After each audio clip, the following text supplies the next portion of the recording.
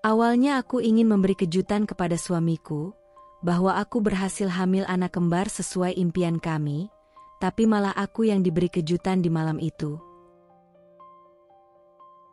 Assalamualaikum warahmatullahi wabarakatuh. Halo teman setia cerita Amira. Seperti biasa jangan lupa absen dulu kalian dari kota mana aja nih, yang nama kotanya belum disebut, ataupun yang ingin berbagi kisah hidup yang pernah dialami, komen di bawah ya. Terima kasih untuk kalian semua yang udah komen dari Malang, Kudus, Sumatera, Trenggalek dan Sidoarjo. Bahkan ada yang dari luar negeri, seperti Kucing Sarawak dan Dubai. Semoga yang udah komen dan subscribe diberi rizki yang berlimpah. Tanpa berlama-lama lagi langsung aja yuk, kita lanjut ke ceritanya.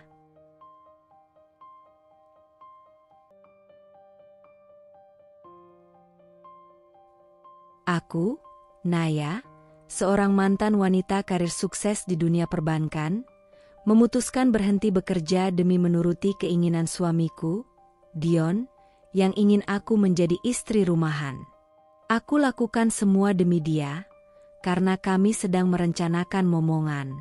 Tapi siapa sangka, saat aku berhasil hamil anak kembar dan ingin memberi kejutan manis, rumah itu malah menjadi tempat aku diusir dalam keadaan hamil, hanya karena dianggap mandul dan jadi beban. Sore itu, langit tampak muram, seolah ikut merasakan kegelisahan yang diam-diam tumbuh di antara kami. Hujan belum turun, tapi mendung menggantung berat di cakrawala. Di ruang tamu rumah sederhana yang kami huni sejak menikah, aroma teh melati yang baru kuseduh belum mampu menenangkan hatiku yang sedang berkecamuk. Dion duduk di hadapanku, mengenakan kemeja biru langit yang kusetrika pagi tadi, tapi tak ada lagi sisa senyum yang biasa ia berikan saat menyambutku pulang kerja. Tatapannya tajam, serius, nyaris asing. Laras, panggilnya lirih, namun dengan nada yang mengandung tekanan. Aku menoleh pelan, merasa ada yang berbeda dalam intonasi suaranya. "Ada apa, Mas?" tanyaku lembut, mencoba tetap tenang meski firasatku mulai memberontak. Ia menatapku lekat-lekat, lalu mengembuskan napas panjang. "Aku sudah pikirkan ini matang-matang," katanya sambil menautkan jari-jarinya, tubuhnya condong ke depan, seolah ingin memastikan setiap kata yang akan ia ucapkan sampai dengan jelas ke telingaku. "Aku ingin kamu berhenti bekerja." Jantungku seolah berhenti berdetak sesaat. Hening menyergap. Bahkan detik jam dinding pun tiba-tiba terdengar sangat keras di telingaku. Kupandangi wajah Dion, mencari candaan atau senyuman kecil yang mungkin tersembunyi di sana. Tapi tidak ada. Matanya serius, kaku. Kata-katanya bukanlah guyonan sore. Itu adalah keputusan. "Berhenti bekerja?" ulangku dengan suara nyaris tak terdengar, seperti memastikan bahwa aku tak salah dengar. "Iya," jawabnya tanpa keraguan. "Aku nggak bilang kamu harus berhenti selamanya. Tapi untuk sekarang, aku butuh kamu di rumah. Aku butuh kamu jadi istri sepenuhnya. Fokus ngurus aku, dan nanti, anak-anak kita." Seketika itu, tenggorokanku tercekat. Mataku memanas, bukan karena marah, tapi karena luka yang tiba-tiba terbuka tanpa peringatan. Aku ingin berbicara, ingin menjelaskan bahwa pekerjaanku bukan sekadar rutinitas, tapi bagian dari identitasku, dari harga diriku sebagai perempuan yang punya mimpi dan pencapaian. Tapi lidahku keluh. "Mas tahu, aku cinta pekerjaanku," bisikku akhirnya, nyaris seperti doa yang berusaha menyelamatkan diriku sendiri. "Aku tahu," jawab Dion, suaranya terdengar sedikit lebih lembut. "Tapi kamu juga istri. Dan istri itu tempatnya di rumah. Aku capek, Laras, pulang gak ada yang nyambut. Rumah sepi. Aku butuh kamu hadir. Fisikmu mungkin di sini, tapi jiwamu setengah masih di kantor." Kata-katanya menghantam seperti palu yang menghancurkan tembok pertahanan terakhirku. Aku ingin membela diri, ingin berteriak bahwa aku juga lelah, bahwa aku juga manusia yang berjuang. Tapi ia telah memutuskan. Dan aku, seperti biasanya, terlalu mencintainya untuk melawan. Malam itu, dalam diam dan air mata yang kutahan mati-matian, aku duduk di meja kerja kecil di kamar. Lampu meja menyinari selembar kertas putih yang perlahan kutulis dengan tangan gemetar, surat pengunduran diri. Setiap kata yang kutorehkan di atas kertas terasa seperti melucuti satu persatu lapisan diriku. Tanganku dingin, dadaku sesak. Kenangan akan lembur hingga larut malam, tawa rekan kerja, keberhasilan menutup proyek besar, semuanya menari di benakku, seolah ingin menahanku agar tidak melangkah lebih jauh. Tapi bayangan wajah Dion, dengan semua tuntutannya atas peran ideal istri, terus menghantuiku. Keesokan paginya, aku berdiri di depan ruangan kepala divisi. Tanganku menggenggam amplop coklat kecil yang kini terasa seberat batu. Saat kusodorkan surat itu, beliau menatapku lama. "Kamu yakin, Laras?" tanyanya pelan, seperti seseorang yang tak tega melepaskan anak didiknya. "Kamu punya masa depan cerah di sini. Jangan karena tekanan, kamu menyesal nanti." Aku menunduk. Suaraku nyaris patah saat berkata, "Saya cuma mencoba jadi istri yang baik, Pak." Ia tak berkata apa-apa lagi. Hanya mengangguk pelan, dan membiarkanku pergi dengan langkah gontai dan hati yang terasa kosong. Hari itu, aku resmi melepaskan bagian dari diriku. Bukan karena aku tak mampu membagi waktu, bukan karena aku lelah, tapi karena aku ingin menjadi istri yang diimpikan oleh lelaki yang kucintai. Aku pikir, inilah cinta.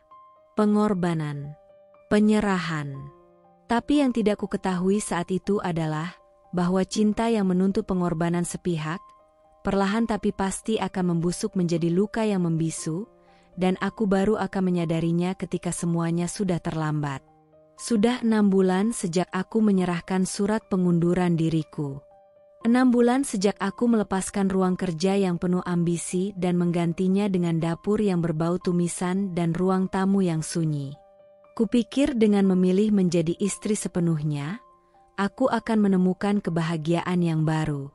Kupikir, cinta akan mengisi celah-celah kosong yang ditinggalkan oleh dunia kerja yang kutinggalkan. Tapi yang kutemukan justru tekanan yang makin lama makin menghimpit nafasku. Dion mulai berubah. Ia tak lagi sehangat dulu. Pulang kerja, ia lebih sering diam. Bila kutanya, jawabannya hanya pendek dan datar. Tatapannya kadang seperti menuduh, seolah aku belum cukup berkontribusi. Dan aku tahu, semua ini karena satu hal, aku belum juga hamil. Pada bulan pertama, kami masih tertawa, membayangkan nama untuk anak pertama, memilih warna cat kamar bayi. Bulan kedua, Dion mulai sering bertanya, "Kamu sudah telat belum?" dengan nada yang setengah berharap, setengah mendesak. Bulan ketiga, ia mulai membawa vitamin dan menyuruhku minum rutin. "Kamu harus jaga pola makan, kurangin minum es. Mungkin itu yang bikin susah hamil," katanya suatu malam sambil menatap perutku, bukan mataku. Dan di bulan ke-6, ibunya mulai ikut campur. Hari itu, kami sedang menghadiri pengajian keluarga besar di rumah salah satu kerabat. Semua orang berkumpul di ruang tamu yang hangat, saling bertukar kabar dan canda. Aku duduk di samping Dion, menyalami beberapa sepupu jauhnya yang baru pertama kali kutemui. Tapi suasana itu berubah ketika suara nyaring ibu mertua terdengar di tengah-tengah percakapan. "Zaman sekarang perempuan tuh aneh ya," katanya tiba-tiba, seolah berbicara kepada siapa saja dan sekaligus mengarahkannya kepadaku. "Udah berhenti kerja, nganggur di rumah, tapi belum juga bisa kasih cucu." Beberapa orang tertawa kecil, mencoba meredam ketegangan, tapi tawanya terdengar lebih seperti ejekan. Aku menelan ludah, menunduk, pura-pura sibuk mengatur gelas di hadapanku. Ibu mertua melanjutkan, lebih keras, lebih menusuk. Perempuan yang gak bisa hamil itu, ya maaf-maaf aja. Bukan perempuan. Cuma beban. Deh. Kata-kata itu menghantam dadaku seperti palu godam. Semua suara di ruangan seakan mendadak menghilang, digantikan oleh gemuruh di kepalaku. Mataku terasa panas, tapi aku tahan. Aku harus kuat. Tidak di depan semua orang. Tidak di depan ibu mertua yang selalu meniliku dari kepala hingga kaki, seolah aku produk gagal dari pabrik yang tidak memenuhi standar. Dion hanya diam. Tidak ada sepatah kata pun dari bibirnya untuk membelaku. Ia menunduk, seolah tak ingin terlibat, seolah aku memang layak menerima ucapan itu. Kupaksa bibirku tersenyum. Doakan saja, Bu. Mungkin Tuhan masih menyiapkan waktunya. Tapi dalam hati, aku menangis. Tangisan yang tidak keluar lewat mata, tapi merembes di seluruh tubuh. Sakitnya tidak kasat mata, tapi menusuk hingga ke tulang. Setiap malam, aku meraba perutku yang masih rata, berharap ada keajaiban yang tumbuh di sana. Tapi setiap pagi, yang kutemui hanyalah kekecewaan baru. Dan setiap kekecewaan itu menambah satu lagi alasan bagi mereka untuk menyalahkanku. Aku mulai bertanya dalam hati, apakah nilai seorang perempuan hanya ditentukan dari bisa tidaknya ia mengandung? Apakah seluruh pengorbananku tidak cukup? Hanya karena aku belum bisa memberi cucu?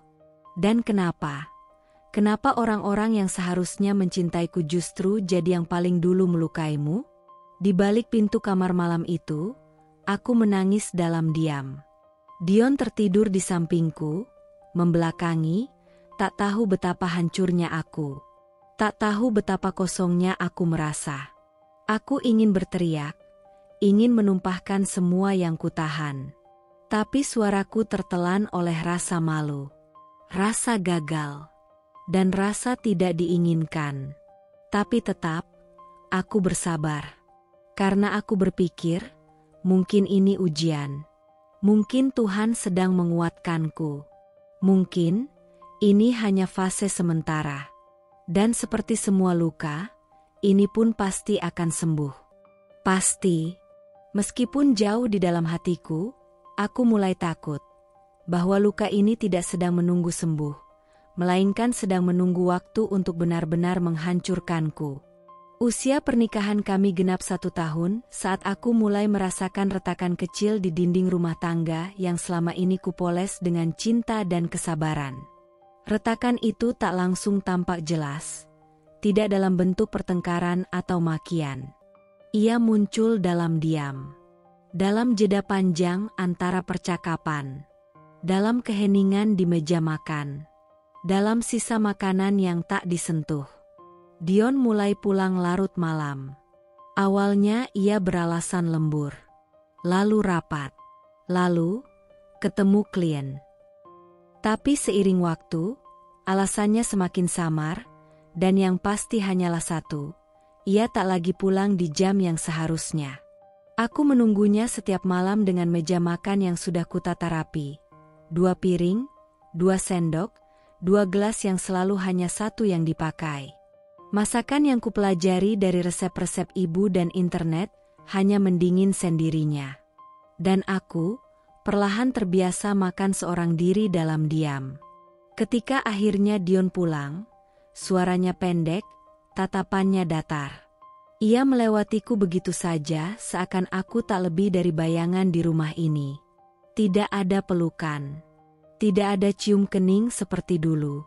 Tidak ada tanya, kamu capek? Atau sekadar, gimana harimu?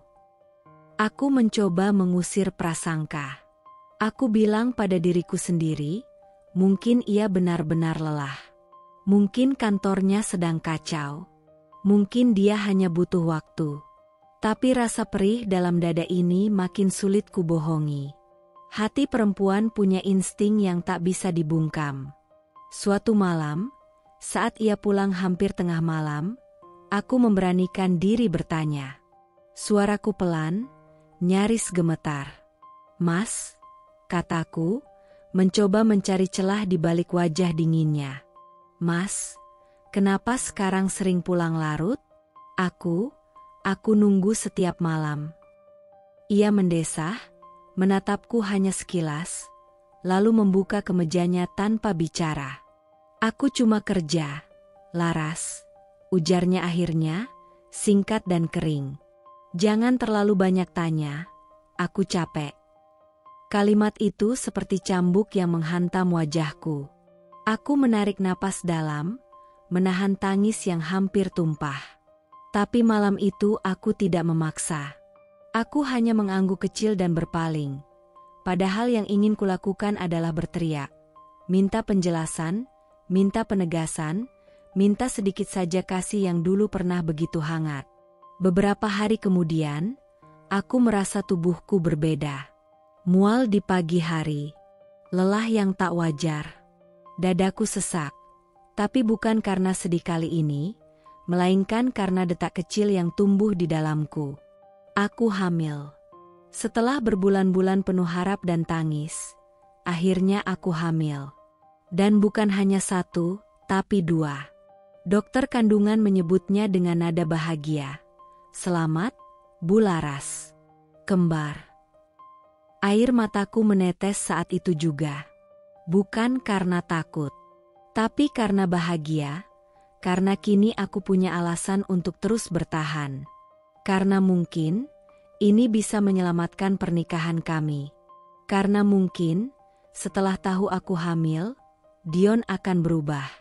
Mungkin senyumnya akan kembali. Mungkin pelukannya akan hangat lagi. Malam itu, aku menunggu Dion dengan debar. Tanganku memegang foto hasil USG yang masih hangat. Kupikir ini akan menjadi malam penuh pelukan dan air mata haru. Tapi Dion kembali lewat tengah malam, wajahnya letih dan tatapannya kosong. Ia membuka pintu kamar, dan aku berdiri menyambutnya. "Mas," suaraku bergetar. Aku hamil." Ia berhenti sejenak, menatapku, tapi hanya sebentar. Tidak ada pelukan, tidak ada air mata bahagia, hanya gumaman pelan. "Oh ya? Syukurlah." Lalu ia melewati aku begitu saja dan menjatuhkan diri di tempat tidur, membelakangiku. Aku berdiri terpaku, menggenggam hasil USG yang kini terasa hampa. Aku tak tahu mana yang lebih menyakitkan, tahun-tahun menanti kehamilan, atau saat ia datang dan tak lagi menjadi kabar gembira.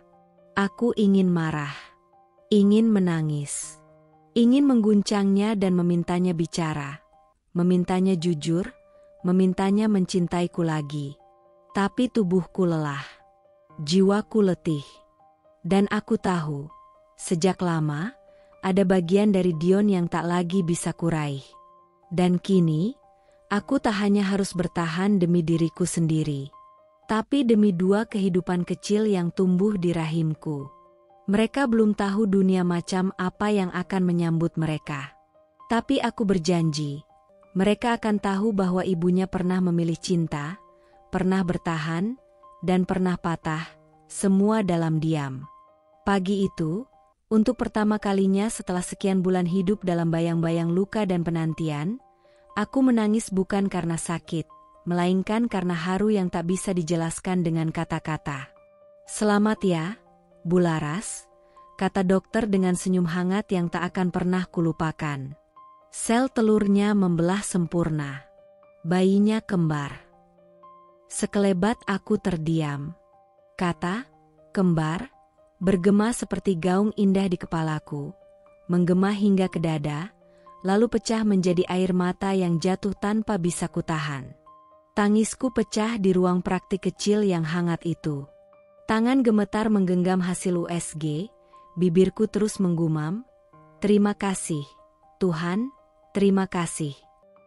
Aku memandangi layar monitor yang tadi menampilkan 2 titik kehidupan kecil yang bergerak pelan. 2 denyut jantung. 2 nyawa yang kini hidup di dalam tubuhku. Tiba-tiba, semua rasa lelah, semua hinaan ibu mertua, semua dinginnya sikap Dion, terasa sirna seketika. Seolah dua malaikat kecil ini datang tepat di ambang batas ragaku untuk menyerah. Dalam perjalanan pulang, aku terus memeluk hasil USG itu di dadaku. Seperti memeluk janji bahwa aku tidak sendirian lagi. Bahwa kini aku punya alasan lebih besar untuk tetap berdiri, walau hati ini telah disayat berkali-kali. Sesampainya di rumah, aku duduk termenung di ruang tamu. Rumah yang biasanya sunyi itu kini terasa berbeda. Aku menatap sekeliling, membayangkan suara tangisan bayi, suara tawa kecil, mainan berserakan di lantai. Untuk pertama kalinya dalam waktu yang lama, rumah ini terasa punya masa depan. Dan tiba-tiba, muncul sebuah keinginan di hatiku. Sebuah harapan yang begitu polos namun penuh cinta. Aku ingin menjadikan kehamilan ini kejutan untuk Dion. Ya, walaupun hatiku masih menyimpan luka, aku tetap mencintainya. Meskipun ia berubah, aku masih ingin percaya bahwa kabar ini akan meluluhkan kembali hatinya. Bahwa saat ia tahu aku mengandung anak kembar mereka, ia akan kembali menjadi Dion yang dulu. Lelaki yang tersenyum lebar saat memelukku, yang membisikkan rencana masa depan di tengah malam, yang mencium keningku penuh kasih. Dion sedang ada dinas luar kota selama 4 hari. Aku tahu, ini waktuku merencanakan segalanya. Aku menyiapkan bingkisan kecil, sebuah kotak kayu mungil, di dalamnya kusimpan 2 pasang kaos kaki bayi berwarna biru dan putih, dan hasil USG dengan tulisan tanganku, kami sedang menunggu papa pulang. Setiap malam, aku berlatih di depan cermin, mencoba menyampaikan berita itu dengan ekspresi bahagia tanpa menangis. Tapi aku selalu gagal. Air mataku terlalu cepat tumpah. Harapanku terlalu besar. 4 hari berlalu sangat lambat. Aku menghitung jam, menit, bahkan detik. Rumah sudah kubersihkan. Makan malam istimewa sudah kusiapkan.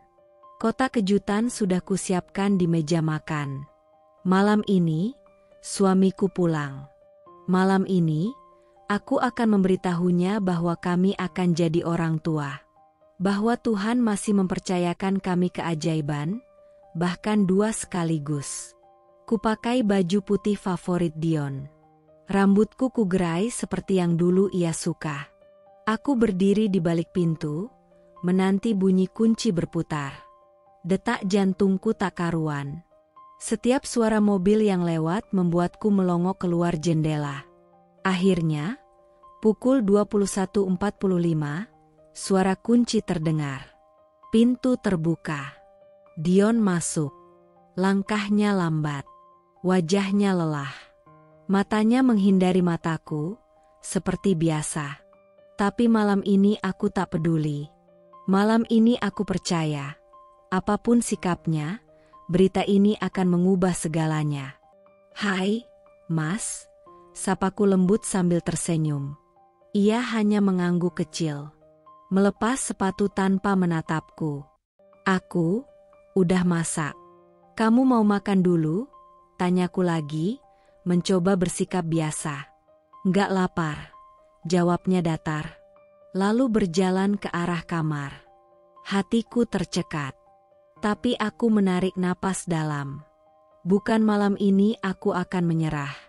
Aku berjalan menyusulnya, lalu berkata pelan sambil menyodorkan kotak kayu kecil itu. "Mas, sebentar, aku punya sesuatu buat kamu." Dion menghentikan langkahnya, menatap kotak itu tanpa antusias. Tapi akhirnya ia membuka. Ia melihat kaos kaki mungil itu, dan hasil USG yang terlipat rapi. Dahinya berkerut. Lalu, ia membaca tulisan tanganku. Detik-detik hening menguasai ruangan. "Ini, apa?" tanyanya akhirnya, suaranya datar, tanpa ekspresi. "Aku hamil, Mas," jawabku lirih. Mataku berkaca-kaca. "Kembar?" Tapi Dion tidak tersenyum. Tidak memelukku. Tidak berlutut seperti dalam bayangan indahku selama 4 hari terakhir. Ia hanya meletakkan kotak itu di atas meja, lalu berkata pelan, nyaris tak terdengar. "Oh, selamat, ya." Dan dia melangkah masuk ke kamar, meninggalkanku berdiri di sana dengan air mata yang akhirnya tumpah. Bukan karena bahagia, tapi karena kenyataan bahwa bahkan keajaiban ini tak cukup untuk mengembalikan cinta yang telah hilang. Hari itu, aku bangun lebih pagi dari biasanya. Ada semangat yang belum pernah kurasa sejak berbulan-bulan lalu. Rasanya seperti ada cahaya kecil yang perlahan menerobos gelapnya hari-hariku. Sudah hampir 2 minggu sejak aku memberitahu Dion bahwa aku hamil. Sejak hari itu, ia masih dingin. Tak banyak bicara, tak juga bertanya soal kandungan. Tapi aku menolak putus harapan. Aku percaya, ia hanya kaget. Butuh waktu. Dan hari ini, aku ingin mencairkan semua itu. Aku ingin menunjukkan bahwa rumah ini masih punya cinta. Bahwa aku masih berjuang. Bahwa 2 anak kami di dalam rahimku layak tumbuh di tengah kehangatan, bukan ketegangan dan kehampaan. Aku mulai sejak pagi. Kamar yang dulunya kosong dan kusam, kini kuseulap menjadi ruang mungil penuh harapan. Dindingnya kucat warna lembut, biru pastel dengan motif awan dan bintang. Aku menempel hasil USG terbaru di dinding, tepat di atas 2 box bayi yang kubeli diam-diam dengan tabunganku. Di setiap box, kuletakkan boneka kecil dan selimut lembut yang kupilih dengan penuh cinta. Di meja kecil dekat jendela, kutulis sepucuk surat. Surat cinta. Kalimat-kalimat sederhana yang kutulis dengan air mata. Aku tulis semua rasa cintaku, pengorbananku, dan harapanku untuk masa depan kami. Surat itu kuselipkan di bawah bingkai foto pernikahan kami yang sudah mulai berdebu, tapi masih kuanggap suci. Lalu aku masuk dapur. Aku masak semua makanan favorit Dion, sop buntut, sambal goreng ati, dan puding mangga kesukaannya. Dapur penuh aroma hangat. Hati ini penuh harap. Aku berkali-kali melirik jam dinding. Dia bilang hari ini akan pulang lebih cepat. Kupakai gaun yang dulu dia bilang membuatku terlihat cantik. Kutata rambutku, kupoles wajahku sedikit, dan kubisikkan doa dalam hati. Tuhan, semoga hari ini jadi titik balik kami. Sore itu hujan turun rintik-rintik. Di luar, langit tampak sendu. Tapi di dalam rumah, aku menyalakan lampu kuning temaram, membuat suasana hangat. Aku berdiri di ruang tamu, menunggu. Dan akhirnya, suara mobil terdengar di halaman. Aku bergegas membuka pintu. Jantungku berdebar kencang. Bibirku siap tersenyum.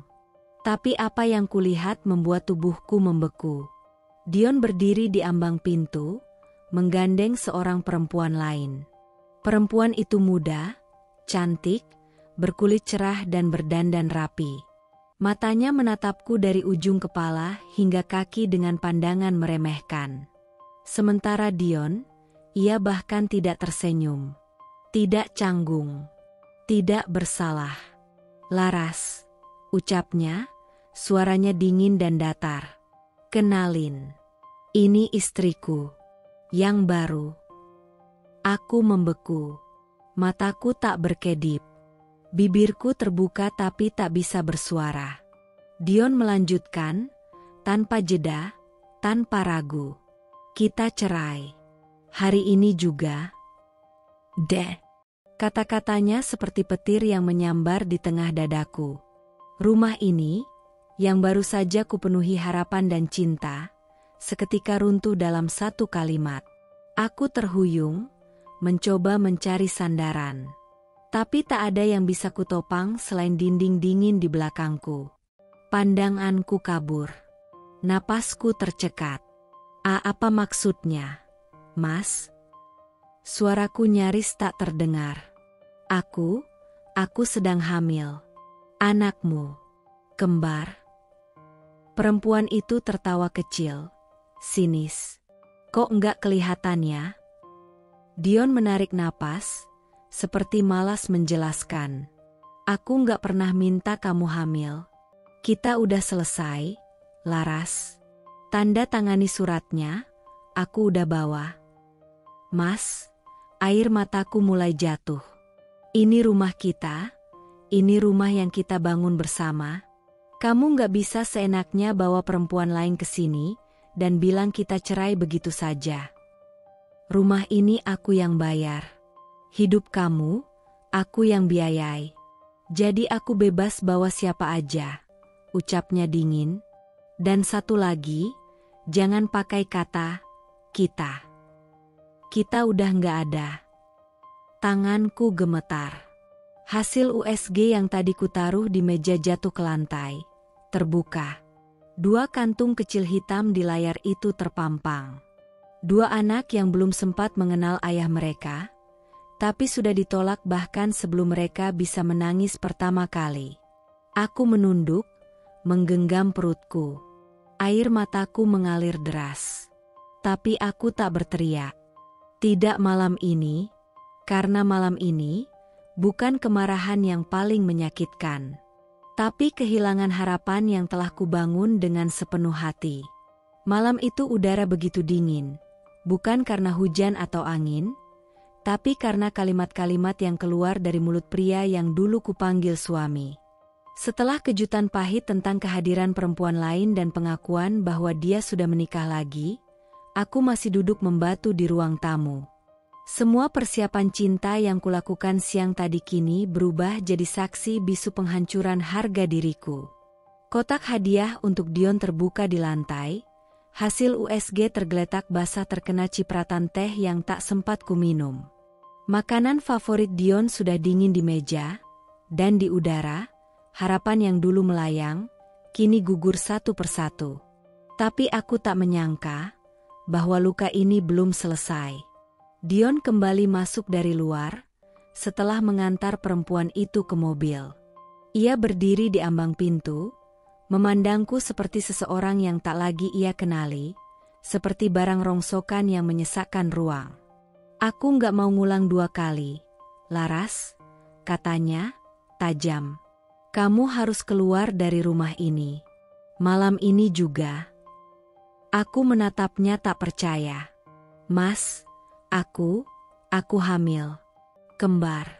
Anak kamu. Dia tertawa miring. Tawa yang terdengar seperti ejekan paling kejam di dunia. Hamil? Kamu? Hah? Ia mendekat, dan untuk pertama kalinya, aku melihat matanya tanpa sedikit pun empati. Sudah telat aktingnya, Laras. Kalau kamu benar hamil, kenapa baru sekarang? Setahun lebih aku nunggu kamu isi. Kamu pikir aku nggak capek sama semua tekanan dari ibu? Dari semua orang yang nanya kapan punya anak? Kamu pikir aku mau hidup selamanya sama perempuan mandul yang cuma bisa numpang makan di rumah gue? Kata-kata itu seperti cambuk. Satu demi satu menghantamku tanpa ampun. Aku ingin berbicara, ingin menjelaskan bahwa aku baru dinyatakan hamil beberapa minggu lalu, bahwa aku sedang menunggu waktu tepat, bahwa aku ingin membuat kejutan, bahwa aku percaya kehamilan ini bisa menyatukan kami kembali. Tapi suara Dion terlalu keras. Kata-katanya terlalu kejam. Aku udah cukup sabar. Laras, bertahun-tahun aku biarin kamu tinggal di sini, hidup dari uangku, nggak kerja, nggak kasih keturunan. Dan kamu pikir kamu masih pantas tinggal di rumah ini? Aku menggenggam perutku. Pelan. Lembut. Seolah ingin melindungi 2 kehidupan kecil di dalamnya dari panasnya amarah ayah mereka sendiri. Mas, tolong, jangan bicara seperti itu. Aku nggak numpang hidup. Aku berhenti kerja karena permintaan kamu. Aku tinggalkan semuanya demi jadi istri yang kamu mau. Suaraku lirih, nyaris patah. Dion membuang muka. Dan ternyata kamu tetap gagal. Bahkan buat kasih anak pun kamu gak bisa. Aku muak, Laras. Kamu itu beban. Beban? Aku memejamkan mata. Air mata mengalir begitu saja. Tak ada kalimat yang bisa kubalas. Hanya isak tertahan yang mengisi ruang yang sepi dan dingin itu. Kemas barangmu. Sekarang. Atau aku seret kamu keluar. Katanya sambil menunjuk pintu. Aku hanya menggenggam perutku. Terdiam. Tak berdaya. Mencoba menenangkan dua jiwa kecil yang belum tahu bahwa dunia di luar sana begitu kejam. Bahkan dimulai dari ayah mereka sendiri. Dunia yang seharusnya penuh cinta untuk bayi dalam kandungan, kini menjadi medan perang bagi ibunya sendiri. Dengan tubuh gemetar, aku berdiri perlahan. Air mata tak berhenti membasahi pipi. Tidak ada koper. Tidak ada persiapan. Aku hanya mengambil satu tas kecil, berisi baju seadanya dan hasil USG, satu-satunya bukti bahwa aku tidak mandul, dan bahwa aku masih membawa cinta yang nyata dalam rahimku, meski dunia telah menolakku. Saat aku berjalan keluar pintu, langkah Dion bahkan tak bergeser 1 senti untuk menahan. Ia hanya berdiri diam. Beku. Seolah aku tak pernah ada. Dan malam itu, aku keluar dari rumah yang dulu kusebut tempat pulang, diusir, dengan tuduhan yang tak pantas, dengan luka yang tak terperi. Tapi di dalam tubuhku, 2 detak jantung kecil tetap berdetak. Dan untuk mereka, aku akan tetap bertahan. Malam itu aku berjalan sendirian di bawah langit yang tampak begitu jauh. Tanpa tujuan, tanpa arah. Hanya berbekal satu tas kecil dan air mata yang tak kunjung berhenti jatuh. Hujan gerimis turun seperti ikut mengerti penderitaanku, membasahi rambut dan wajahku yang sudah lelah menangis. Langkahku terasa berat. Bukan hanya karena tubuhku yang mulai rapuh akibat kehamilan, tapi karena beban di dalam dada ini tak bisa ditanggung siapapun. Aku duduk di halte sepi, menyandarkan punggung di kursi dingin yang terbuat dari besi. Lampu jalan menyala samar. Tak ada kendaraan, tak ada suara, hanya detak jantungku dan suara hujan yang menjadi latar dari kehancuran hidupku malam itu. Aku tak punya tempat pulang. Bisikku sendiri. Suara itu lirih, seperti doa yang tercecer dan tak sempat dikabulkan. Orang tuaku sudah lama tiada. Rumah tempat aku dibesarkan, rumah penuh kenangan yang dulu menjadi pelukan ketika dunia kejam, telah dijual. Oleh siapa? Oleh suamiku sendiri, Dion. Katanya, untuk modal bisnis, untuk masa depan kami berdua. Dan aku, bodohnya, mengiyakan. Dengan percaya penuh. Dengan cinta yang sekarang kurasa telah dibuang seperti sampah oleh orang yang paling aku percaya. Tak ada rumah. Tak ada keluarga. Tak ada suami. Dan kini, aku sedang mengandung 2 jiwa kecil yang bahkan belum sempat mendengar suara ayahnya. Tanganku memeluk perut yang mulai membuncit. Rasa mual datang bergelombang, bercampur antara hormon kehamilan dan sesak karena tekanan batin yang menyesakkan dada. Perutku kram. Nafasku terengah. Aku coba menenangkan diri, tapi tubuhku lemah. Aku ingin menangis lebih keras, tapi tak ada tenaga. Dunia rasanya mengecil, mengurungku di ruang tanpa cahaya. Tiba-tiba wajah seorang teman lama terlintas di benakku. Lina, sahabat kuliah yang dulu pernah menawariku tempat tinggal saat aku baru menikah. Sebelum akhirnya Dion melarangku dekat-dekat dengan siapapun dari masa laluku. Dengan sisa tenaga, aku membuka ponselku yang nyaris mati. Tanganku gemetar saat mengetik pesan. Lin, aku Laras. Maaf ganggu. Aku nggak punya tempat tinggal. Bisa nggak aku numpang tidur malam ini? Butuh waktu beberapa menit sebelum jawaban masuk. Laras? Ya ampun, kamu di mana? Datang ke kosku aja. Aku tunggu. Kamu kenapa? Mataku kembali basah. Kali ini, karena sedikit kelegaan. Ada satu tangan yang masih mau meraihku di tengah jurang kehancuran. Kos Lina sederhana. Satu kamar, satu kasur kecil, dan tumpukan buku di pojokan.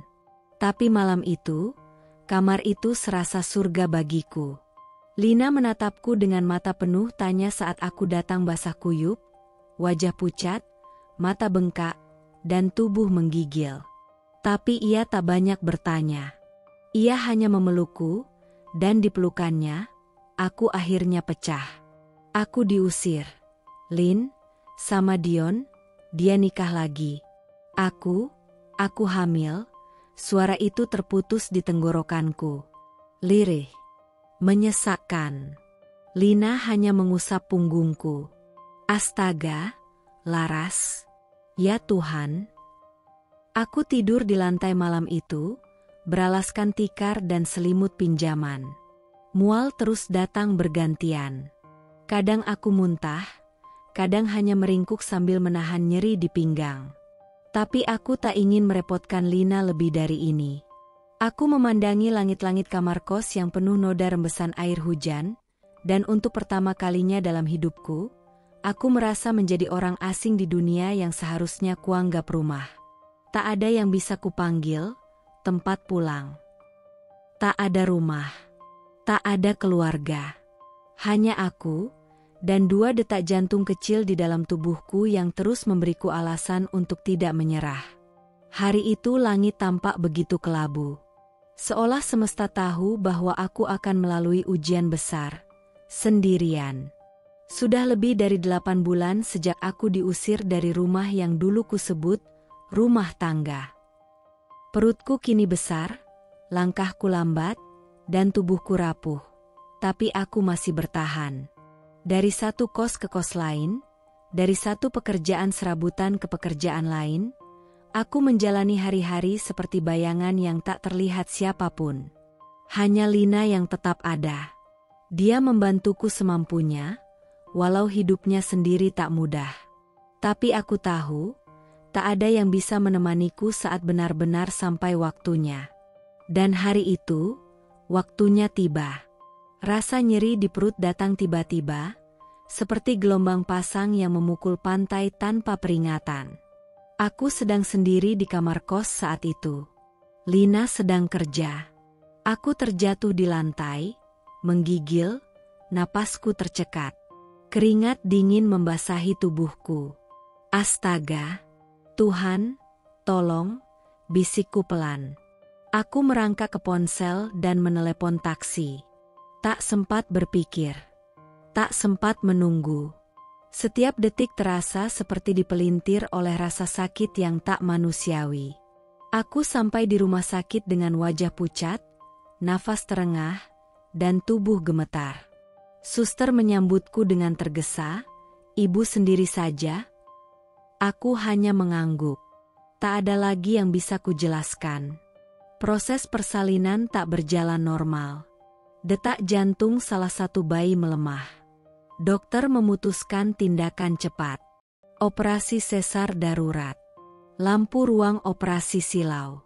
Udara dingin menusuk. Aku berbaring diam, tubuhku dibius sebagian, tapi tidak hatiku. Hatiku masih sadar sepenuhnya. Dan saat sayatan itu dimulai, bukan hanya perutku yang terbuka, tapi seluruh luka dalam diriku ikut menganga.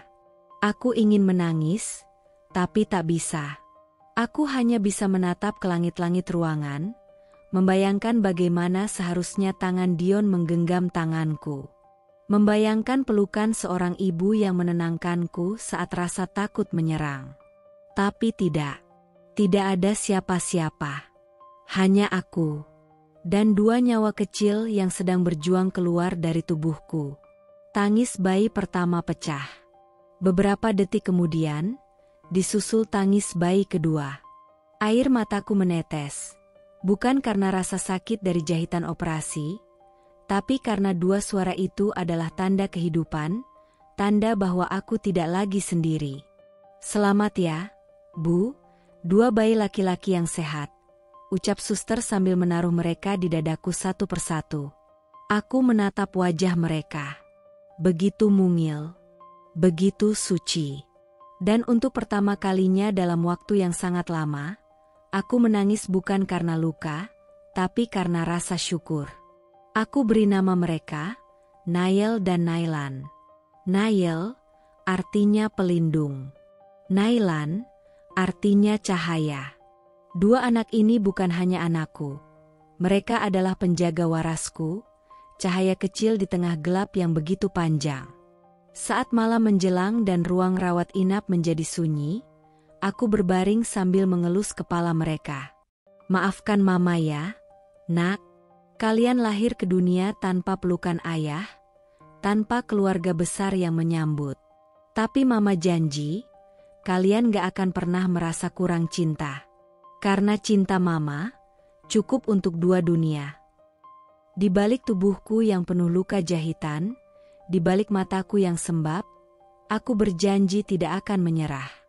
Dan malam itu, meski sepi, untuk pertama kalinya, aku merasa tidak benar-benar sendiri. Karena kini aku punya dua alasan kuat untuk hidup. Untuk bangkit. Untuk melawan dunia. 2 bulan sudah berlalu sejak aku melahirkan Nael dan Nailan. 2 bulan yang seperti perjalanan bertahun-tahun panjangnya. Siang malam menyusui, mengganti popok, menenangkan tangis, menggendong 2 bayi bergantian dalam kelelahan yang nyaris tak memberi ruang untuk bernapas. Tubuhku belum pulih benar dari operasi sesar. Luka jahitannya masih sering nyeri, apalagi jika harus terus bergerak tanpa henti. Tapi rasa sakit itu tak seberapa dibanding rasa sepi yang kadang membungkusku diam-diam saat malam larut dan bayi-bayiku sudah terlelap. Aku belajar menjadi ibu tanpa bantuan siapapun. Tanpa suami yang menggenggam tangan, tanpa keluarga yang memeluk dan menguatkan. Tapi ada satu hal yang selalu kupegang teguh. Aku tidak boleh tumbang. Tidak sekarang. Tidak selama masih ada 2 jiwa kecil yang menggantungkan hidup pada nafasku. Sore itu, setelah menidurkan Nailan yang baru saja rewel karena kolik, aku duduk di ujung tempat tidur kos Lina yang kini seperti rumah sendiri. Aku membuka ponsel, sekadar mencari kabar dari dunia luar. Dan di sanalah aku melihatnya, satu pesan dari nomor yang tak asing. Naya, aku baru tahu kamu hamil, dan ternyata kembar. Kita bisa baikan, ya? Dunia terasa berhenti sejenak. Tanganku gemetar. Mataku langsung panas. Napasku tercekat, dada sesak. Dion. Setelah semua luka, semua pengusiran, semua cacian dan tuduhan kejam, tiba-tiba dia muncul begitu saja, seperti hantu dari masa lalu yang kutinggalkan di belakang. Ia menyebut namaku, Naya, seperti tak pernah menghancurkanku, seolah tak pernah menyebutku mandul, beban, penghambat hidupnya. Tubuhku bergetar. Rasa campur aduk membuncah, antara marah, sedih, muak, dan ingin tertawa getir. Kupandangi 2 anakku yang tertidur damai. Di wajah mereka, aku lihat harapan. Aku lihat masa depan. Tapi aku juga teringat pada malam ketika aku menggigil sendirian di ruang bersalin, dan tak ada satu tangan pun yang menggenggamku. Kupandangi layar ponsel. Kubaca pesan Dion lagi, perlahan. Aku baru tahu kamu hamil. Baru tahu? Ternyata, dari kabar yang kuterima kemudian, adik sepupuku, Rani, tanpa sengaja mengunggah foto diriku dengan bayi-bayi kembar itu. Dion melihatnya, dan dari situlah semua kesadarannya dimulai. Tapi semua itu sudah terlambat. Kujawab pesan itu pelan. Singkat, tegas. Kamu bukan hanya tahu aku hamil, Dion. Kamu juga tahu kamu mengusirku. Kamu menuduhku mandul. Kamu lempar aku keluar rumah dalam kondisi hamil. Kamu pilih perempuan lain. Jadi kita tidak bisa, baikan, seolah semua baik-baik saja. Aku sudah memilih berdiri. Tanpa kamu. Pesan itu kukirim dengan tangan gemetar. Tapi untuk pertama kalinya, aku merasa berdiri tegak. Beberapa menit kemudian, ponselku kembali berbunyi. Maaf. Aku hilaf. Aku nyesel. Aku cuma butuh kamu dan anak-anak. Aku tak membalas.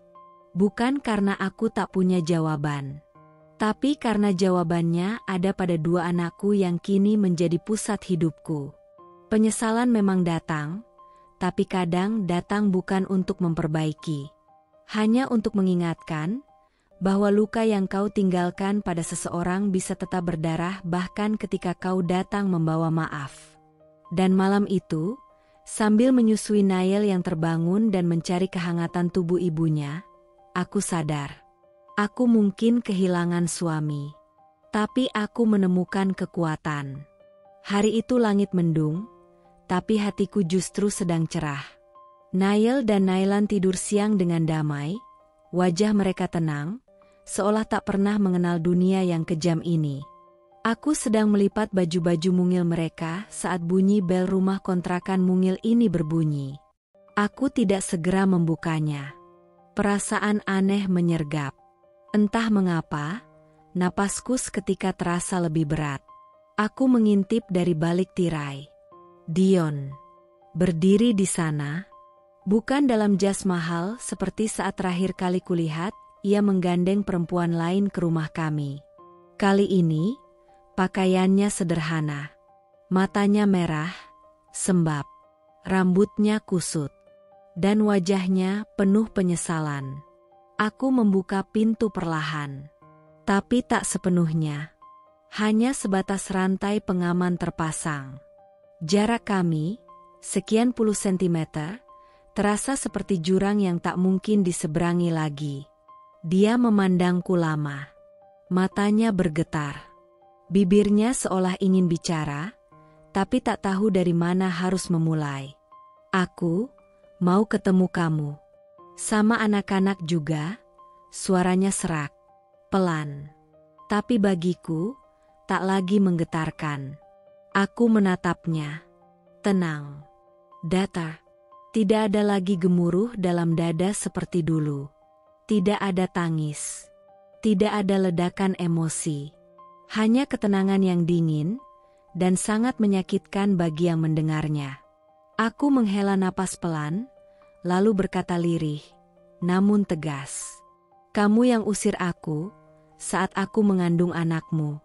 Kamu yang memaki, mencaci, lalu mengusirku seperti sampah dari rumah yang katanya kita bangun bersama. Kamu bahkan menikahi perempuan lain, tepat di hari aku siapkan kejutan tentang bayi kita. Air matanya mulai jatuh. Tapi aku tidak tergoyah. Aku hilaf. Naya, aku benar-benar nyesel. Aku salah. Aku tidak menunggu dia menyelesaikan kalimat itu. Dunia yang seharusnya penuh cinta untuk bayi dalam kandungan, kini menjadi medan perang bagi ibunya sendiri. Dengan tubuh gemetar, aku berdiri perlahan. Air mata tak berhenti membasahi pipi. Tidak ada koper. Tidak ada persiapan. Aku hanya mengambil satu tas kecil, berisi baju seadanya dan hasil USG, satu-satunya bukti bahwa aku tidak mandul, dan bahwa aku masih membawa cinta yang nyata dalam rahimku, meski dunia telah menolakku. Saat aku berjalan keluar pintu, langkah Dion bahkan tak bergeser 1 senti untuk menahan. Ia hanya berdiri diam. Beku. Seolah aku tak pernah ada. Dan malam itu, aku keluar dari rumah yang dulu kusebut tempat pulang, diusir, dengan tuduhan yang tak pantas, dengan luka yang tak terperi. Tapi di dalam tubuhku, 2 detak jantung kecil tetap berdetak. Dan untuk mereka, aku akan tetap bertahan. Malam itu aku berjalan sendirian di bawah langit yang tampak begitu jauh. Tanpa tujuan, tanpa arah. Hanya berbekal 1 tas kecil dan air mata yang tak kunjung berhenti jatuh. Hujan gerimis turun seperti ikut mengerti penderitaanku, membasahi rambut dan wajahku yang sudah lelah menangis. Langkahku terasa berat. Bukan hanya karena tubuhku yang mulai rapuh akibat kehamilan, tapi karena beban di dalam dada ini tak bisa ditanggung siapapun. Aku duduk di halte sepi, menyandarkan punggung di kursi dingin yang terbuat dari besi. Lampu jalan menyala samar. Tak ada kendaraan, tak ada suara, hanya detak jantungku dan suara hujan yang menjadi latar dari kehancuran hidupku malam itu. Aku tak punya tempat pulang. Bisikku sendiri. Suara itu lirih, seperti doa yang tercecer dan tak sempat dikabulkan. Orang tuaku sudah lama tiada. Rumah tempat aku dibesarkan, rumah penuh kenangan yang dulu menjadi pelukan ketika dunia kejam, telah dijual. Oleh siapa? Oleh suamiku sendiri, Dion. Katanya, untuk modal bisnis, untuk masa depan kami berdua. Dan aku, bodohnya, mengiyakan. Dengan percaya penuh. Dengan cinta yang sekarang kurasa telah dibuang seperti sampah oleh orang yang paling aku percaya. Tak ada rumah, tak ada keluarga, tak ada suami. Dan kini, aku sedang mengandung 2 jiwa kecil yang bahkan belum sempat mendengar suara ayahnya. Tanganku memeluk perut yang mulai membuncit. Rasa mual datang bergelombang, bercampur antara hormon kehamilan dan sesak karena tekanan batin yang menyesakkan dada. Perutku kram, nafasku terengah. Aku coba menenangkan diri, tapi tubuhku lemah. Aku ingin menangis lebih keras, tapi tak ada tenaga. Dunia rasanya mengecil, mengurungku di ruang tanpa cahaya. Tiba-tiba wajah seorang teman lama terlintas di benakku. Lina, sahabat kuliah yang dulu pernah menawariku tempat tinggal saat aku baru menikah. Sebelum akhirnya Dion melarangku dekat-dekat dengan siapapun dari masa laluku. Dengan sisa tenaga, aku membuka ponselku yang nyaris mati. Tanganku gemetar saat mengetik pesan. Lin, aku Laras. Maaf ganggu. Aku nggak punya tempat tinggal. Bisa nggak aku numpang tidur malam ini? Butuh waktu beberapa menit sebelum jawaban masuk. Laras? Ya ampun, kamu di mana? Datang ke kosku aja. Aku tunggu. Kamu kenapa? Mataku kembali basah. Kali ini, karena sedikit kelegaan. Ada satu tangan yang masih mau meraihku di tengah jurang kehancuran. Kos Lina sederhana. 1 kamar, 1 kasur kecil, dan tumpukan buku di pojokan. Tapi malam itu, kamar itu serasa surga bagiku. Lina menatapku dengan mata penuh tanya saat aku datang basah kuyup, wajah pucat, mata bengkak, dan tubuh menggigil. Tapi ia tak banyak bertanya. Ia hanya memelukku, dan di pelukannya, aku akhirnya pecah. Aku diusir. Lin, sama Dion, dia nikah lagi. Aku hamil. Suara itu terputus di tenggorokanku. Lirih. Menyesakkan. Lina hanya mengusap punggungku. Astaga, Laras. Ya Tuhan. Aku tidur di lantai malam itu, beralaskan tikar dan selimut pinjaman. Mual terus datang bergantian.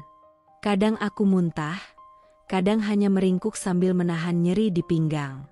Tapi aku tak ingin merepotkan Lina lebih dari ini. Aku memandangi langit-langit kamar kos yang penuh noda rembesan air hujan, dan untuk pertama kalinya dalam hidupku, aku merasa menjadi orang asing di dunia yang seharusnya kuanggap rumah. Tak ada yang bisa kupanggil, tempat pulang. Tak ada rumah, tak ada keluarga. Hanya aku, dan 2 detak jantung kecil di dalam tubuhku yang terus memberiku alasan untuk tidak menyerah. Hari itu langit tampak begitu kelabu. Seolah semesta tahu bahwa aku akan melalui ujian besar, sendirian. Sudah lebih dari 8 bulan sejak aku diusir dari rumah yang dulu kusebut rumah tangga.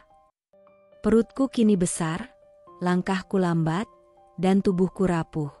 Tapi aku masih bertahan. Dari satu kos ke kos lain, dari satu pekerjaan serabutan ke pekerjaan lain, aku menjalani hari-hari seperti bayangan yang tak terlihat siapapun. Hanya Lina yang tetap ada. Dia membantuku semampunya, walau hidupnya sendiri tak mudah. Tapi aku tahu, tak ada yang bisa menemaniku saat benar-benar sampai waktunya. Dan hari itu, waktunya tiba. Rasa nyeri di perut datang tiba-tiba, seperti gelombang pasang yang memukul pantai tanpa peringatan. Aku sedang sendiri di kamar kos saat itu. Lina sedang kerja.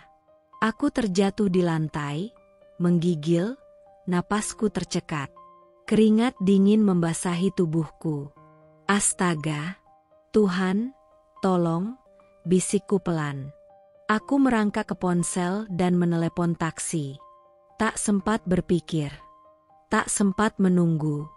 Setiap detik terasa seperti dipelintir oleh rasa sakit yang tak manusiawi. Aku sampai di rumah sakit dengan wajah pucat, nafas terengah, dan tubuh gemetar. Suster menyambutku dengan tergesa, "Ibu sendiri saja?" Aku hanya mengangguk. Tak ada lagi yang bisa kujelaskan.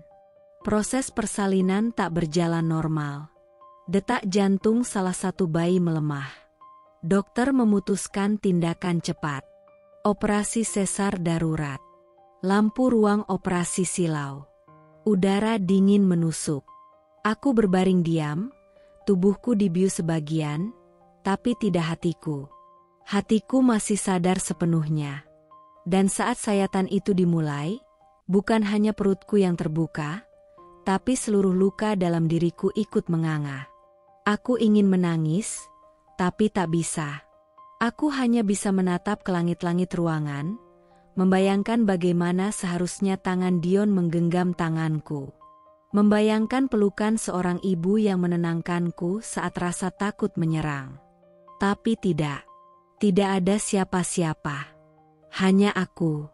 Dan dua nyawa kecil yang sedang berjuang keluar dari tubuhku. Tangis bayi pertama pecah. Beberapa detik kemudian, disusul tangis bayi kedua. Air mataku menetes. Bukan karena rasa sakit dari jahitan operasi, tapi karena dua suara itu adalah tanda kehidupan, tanda bahwa aku tidak lagi sendiri.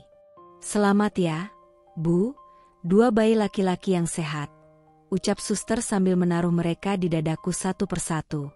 Aku menatap wajah mereka. Begitu mungil. Begitu suci. Dan untuk pertama kalinya dalam waktu yang sangat lama, aku menangis bukan karena luka, tapi karena rasa syukur. Aku beri nama mereka, Nael dan Nailan. Nael artinya pelindung. Nailan artinya cahaya. Dua anak ini bukan hanya anakku.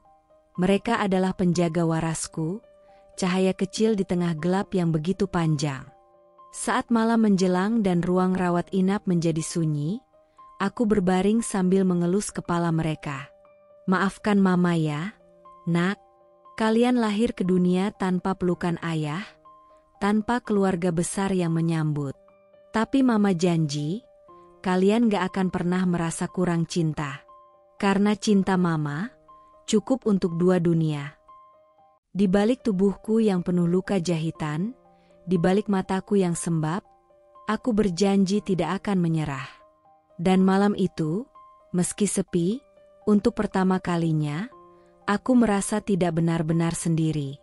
Karena kini aku punya dua alasan kuat untuk hidup. Untuk bangkit. Untuk melawan dunia. 2 bulan sudah berlalu sejak aku melahirkan Nael dan Nailan. 2 bulan yang seperti perjalanan bertahun-tahun panjangnya. Siang malam menyusui, mengganti popok, menenangkan tangis, menggendong 2 bayi bergantian dalam kelelahan yang nyaris tak memberi ruang untuk bernapas. Tubuhku belum pulih benar dari operasi sesar. Luka jahitannya masih sering nyeri, apalagi jika harus terus bergerak tanpa henti.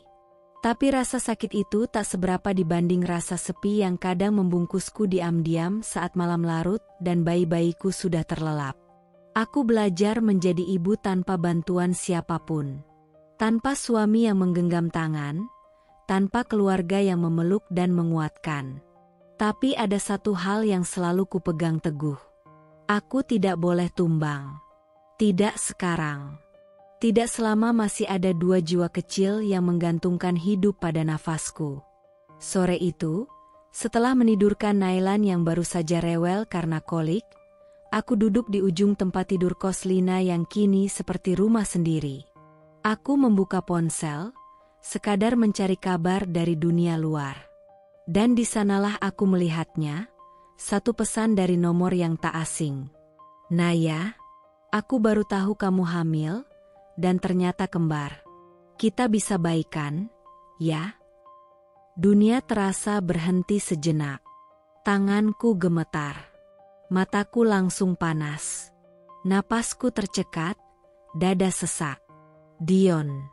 Setelah semua luka, semua pengusiran, semua cacian dan tuduhan kejam, tiba-tiba dia muncul begitu saja, seperti hantu dari masa lalu yang kutinggalkan di belakang. Ia menyebut namaku, Naya, seperti tak pernah menghancurkanku, seolah tak pernah menyebutku mandul, beban, penghambat hidupnya. Tubuhku bergetar. Rasa campur aduk membuncah, antara marah, sedih, muak, dan ingin tertawa getir. Kupandangi dua anakku yang tertidur damai. Di wajah mereka, aku lihat harapan. Aku lihat masa depan. Tapi aku juga teringat pada malam ketika aku menggigil sendirian di ruang bersalin, dan tak ada satu tangan pun yang menggenggamku. Kupandangi layar ponsel. Kubaca pesan Dion lagi, perlahan. Aku baru tahu kamu hamil. Baru tahu? Ternyata, dari kabar yang kuterima kemudian, adik sepupuku, Rani, tanpa sengaja mengunggah foto diriku dengan bayi-bayi kembar itu. Dion melihatnya, dan dari situlah semua kesadarannya dimulai. Tapi semua itu sudah terlambat. Kujawab pesan itu pelan. Singkat, tegas. Kamu bukan hanya tahu aku hamil, Dion. Kamu juga tahu kamu mengusirku. Kamu menuduhku mandul. Kamu lempar aku keluar rumah dalam kondisi hamil. Kamu pilih perempuan lain. Jadi kita tidak bisa, baikan, seolah semua baik-baik saja. Aku sudah memilih berdiri, tanpa kamu. Pesan itu kukirim dengan tangan gemetar. Tapi untuk pertama kalinya, aku merasa berdiri tegak. Beberapa menit kemudian, ponselku kembali berbunyi. Maaf, aku hilaf, aku nyesel, aku cuma butuh kamu dan anak-anak. Aku tak membalas. Bukan karena aku tak punya jawaban. Tapi karena jawabannya ada pada dua anakku yang kini menjadi pusat hidupku. Penyesalan memang datang, tapi kadang datang bukan untuk memperbaiki. Hanya untuk mengingatkan bahwa luka yang kau tinggalkan pada seseorang bisa tetap berdarah bahkan ketika kau datang membawa maaf. Dan malam itu, sambil menyusui Nael yang terbangun dan mencari kehangatan tubuh ibunya, aku sadar. Aku mungkin kehilangan suami, tapi aku menemukan kekuatan. Hari itu langit mendung, tapi hatiku justru sedang cerah. Nael dan Nailan tidur siang dengan damai, wajah mereka tenang, seolah tak pernah mengenal dunia yang kejam ini. Aku sedang melipat baju-baju mungil mereka saat bunyi bel rumah kontrakan mungil ini berbunyi. Aku tidak segera membukanya. Perasaan aneh menyergap. Entah mengapa, napasku seketika terasa lebih berat. Aku mengintip dari balik tirai. Dion berdiri di sana, bukan dalam jas mahal seperti saat terakhir kali kulihat, ia menggandeng perempuan lain ke rumah kami. Kali ini, pakaiannya sederhana. Matanya merah, sembab. Rambutnya kusut. Dan wajahnya penuh penyesalan.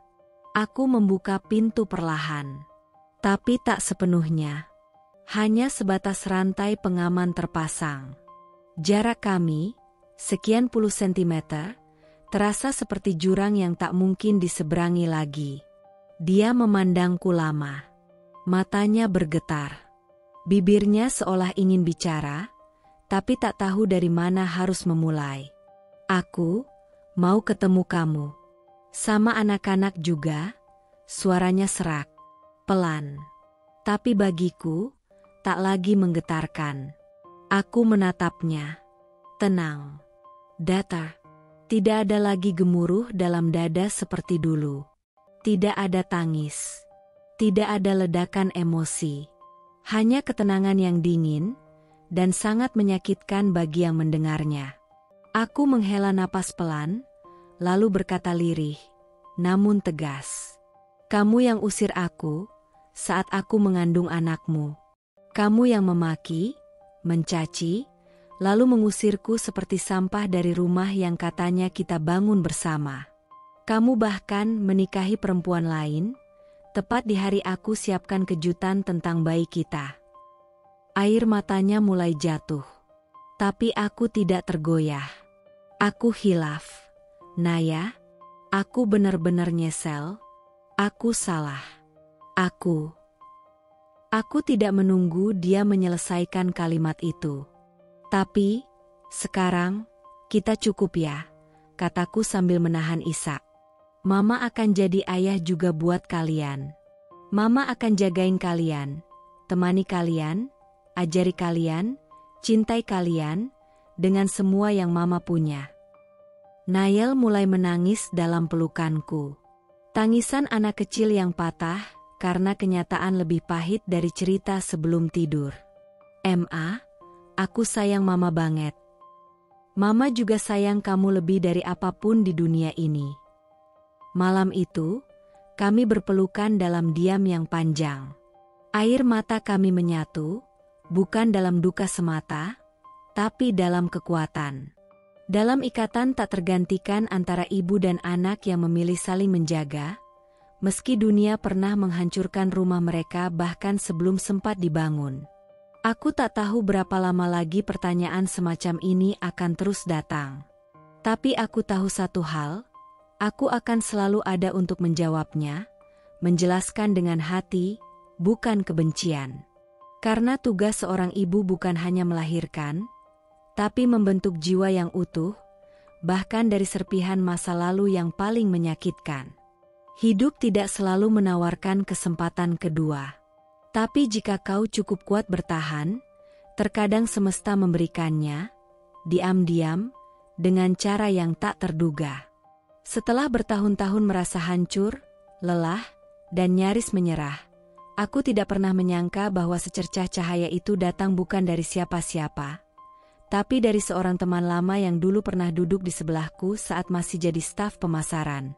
Namanya Ratna. Kami pernah sama-sama lembur, sama-sama dimarahi atasan, sama-sama bermimpi jadi perempuan mandiri di tengah tuntutan dunia.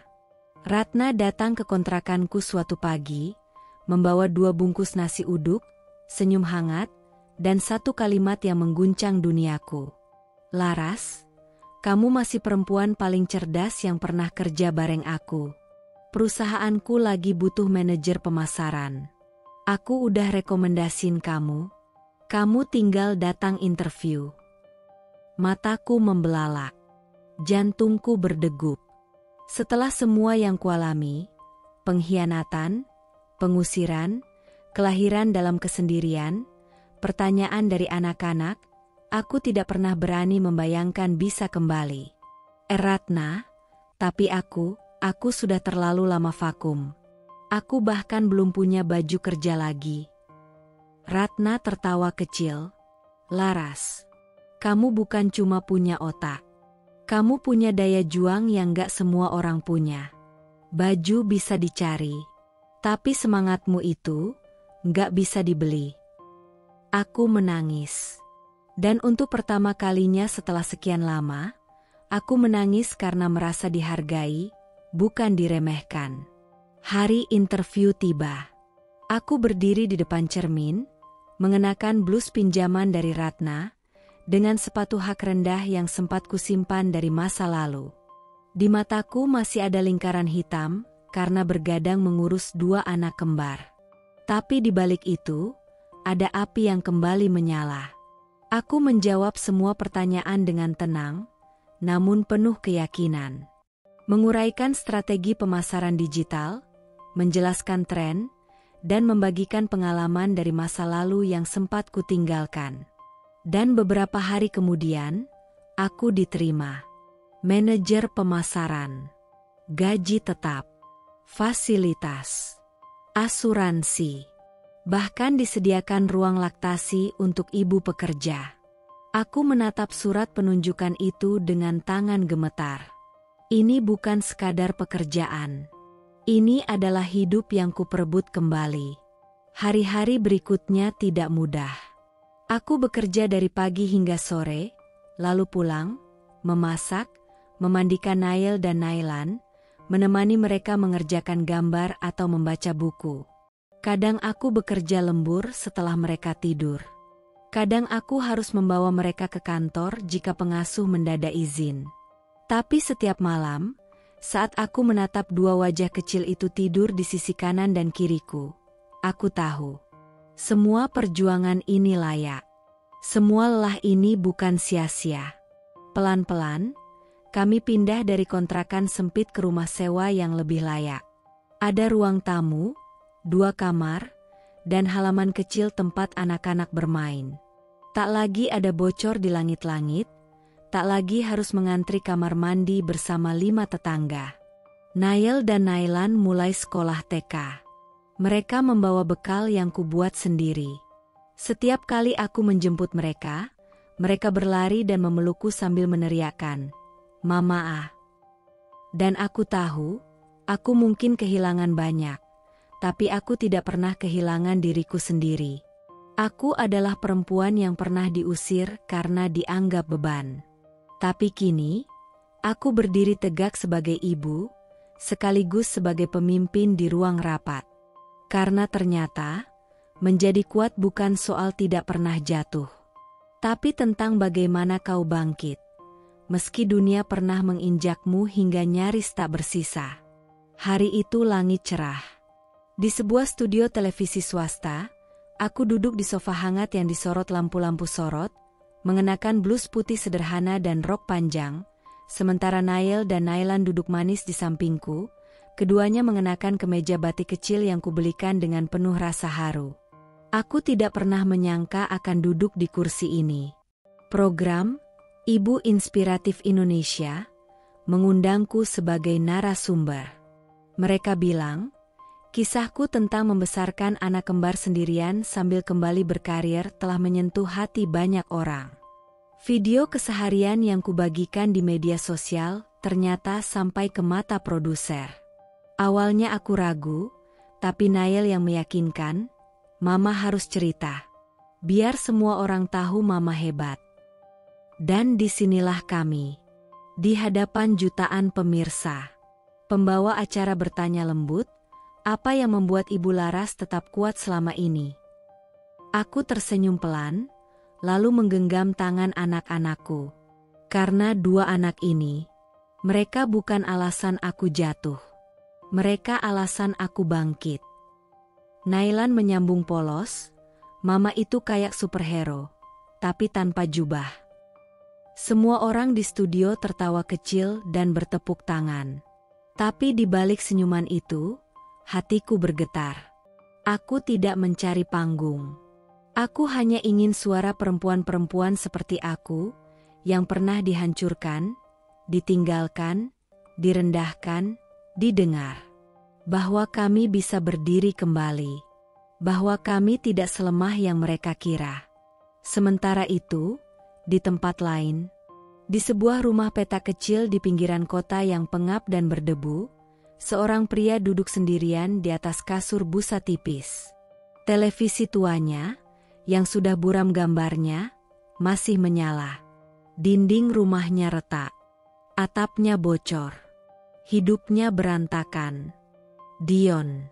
Ia sedang memegang roti basi yang tak sempat ia makan. Tubuhnya kurus. Kumal. Penuh penyesalan yang tak lagi bisa dibenarkan dengan alasan. Ketika wajahku muncul di layar, bersama dua anak yang begitu mirip dengannya, tangannya gemetar. Ia meraih remote, menambah volume. Nafasnya sesak. Itu Laras? Itu Nailan? Suaranya pecah. Wawancara berlanjut. Suaraku terdengar jelas di dalam ruangan sunyi itu. Dulu aku sempat merasa tidak berarti. Tapi ternyata, aku cukup. Aku mampu. Aku bisa menjadi ibu sekaligus ayah. Anak-anakku tumbuh bahagia, meski tanpa figur lelaki di rumah. Dan saat kamera menyorot wajah Nail yang berkata, "Aku mau jadi seperti mama kalau besar nanti," Dion menjerit. "Anak-anakku, Tuhan, itu anak-anakku, itu anakku." Tangisnya pecah. Ia jatuh terduduk ke lantai. Histeris. Meraung. Menggenggam layar televisi seperti bisa masuk ke dalamnya. "Laras, aku salah, aku bodoh. Tuhan, aku kehilangannya semua." Tapi suara dari televisi tidak mendengar rintihannya. Wajah kami bertiga di layar bukan wajah yang membalas dengan dendam.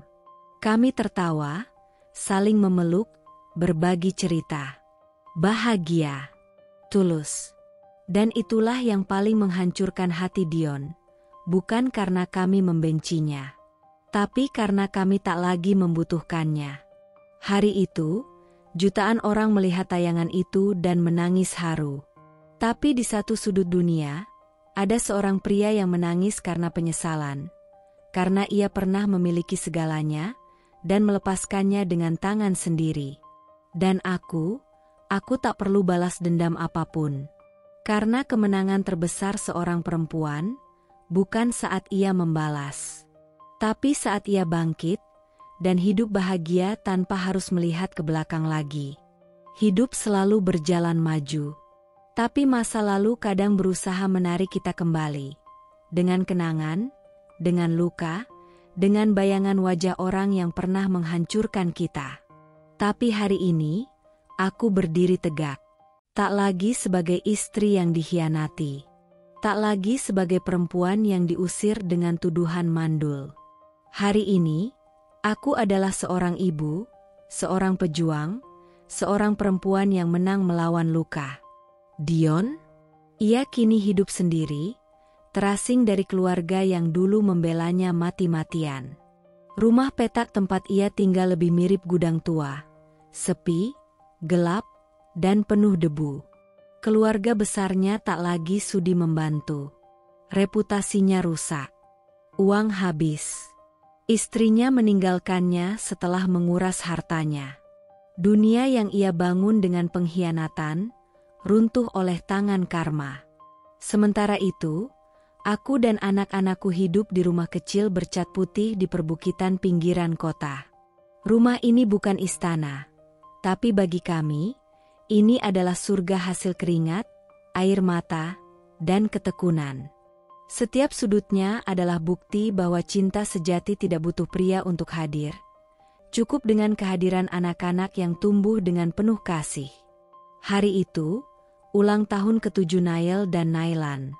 Mereka berlari di halaman, tertawa, mengejar balon dan konfeti.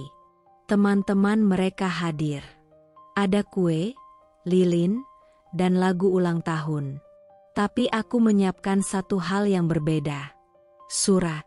Sebuah amplop yang kutulis dengan tanganku sendiri, penuh cinta dan air mata yang kutahan. Ketika pesta selesai, dan kami duduk bertiga di bangku kayu halaman rumah, aku serahkan surat itu. Kutatap mereka satu persatu. Mata yang dulu menatapku dari inkubator rumah sakit, kini sudah mampu menatap balik dengan kekuatan dan cahaya. Ini, dari Mama, untuk kalian. Boleh dibaca sekarang. Mereka membuka perlahan. Di dalamnya, hanya selembar kertas berisi tulisan tangan. Nail dan Nailan.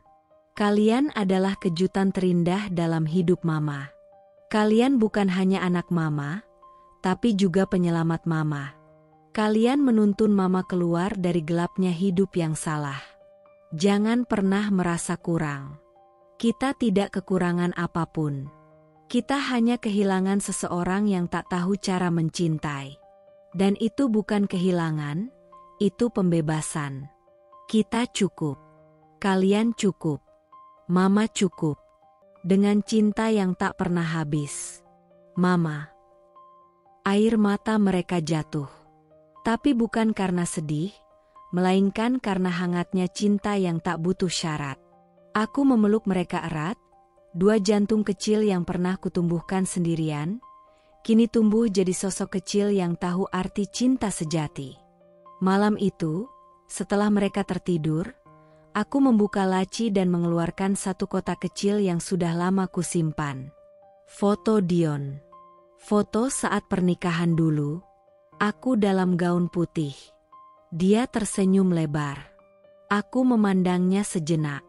Dulu, aku menatap gambar ini sambil menangis. Dulu, aku menyimpan ini sambil berharap dia berubah. Tapi malam ini berbeda. Aku berjalan ke halaman, membawa korek api. Saat api menyentuh sudut foto, aku tidak menangis. Tidak ada dendam. Tidak ada kebencian, hanya kelegaan. Seperti membuka belenggu yang selama ini tak terlihat. Aku sudah memaafkanmu, Dion, tapi aku juga sudah melepasmu, bisikku. Api membakar foto itu perlahan. Lenyap bersama semua harapan palsu, bersama luka-luka yang pernah menganga. Abu beterbangan, larut bersama angin malam. Dan aku tahu, ini bukan akhir dari kisah. Ini adalah awal kebebasan. Aku bukan korban. Aku adalah pemenang. Kisah Laras bukan sekadar kisah pengkhianatan, luka, dan kehancuran rumah tangga. Ini adalah kisah tentang jatuh yang menyakitkan dan bangkit yang menggetarkan. Tentang bagaimana seorang perempuan bisa dicabik oleh cinta yang salah, dihancurkan oleh orang yang ia percayai, namun justru menemukan kekuatannya sendiri di tengah puing-puing harapan yang runtuh. Ia kehilangan banyak, cinta, rumah, harga diri, bahkan tempat untuk pulang. Tapi dari kehilangan itu, ia mendapatkan hal yang lebih besar, dua anak laki-laki yang menjadi cahaya hidupnya. Nael dan Nailan bukan hanya anak. Mereka adalah penawar luka, bukti hidup, dan alasan untuk terus berjalan. Dion, lelaki yang pernah menjadi dunianya, kini hanya tinggal bayang-bayang masa lalu. Hidup dengan tubuh yang sama, tapi jiwa yang kosong. Karma tak pernah datang cepat, tapi ia datang pasti, dalam bentuk kehilangan yang tidak bisa dibayar dengan penyesalan. Sementara Laras, ia kembali berdiri. Bukan lagi sebagai istri seseorang, tapi sebagai dirinya sendiri. Seorang ibu, seorang pejuang, seorang perempuan yang tahu cara mencintai dan akhirnya tahu cara melepaskan.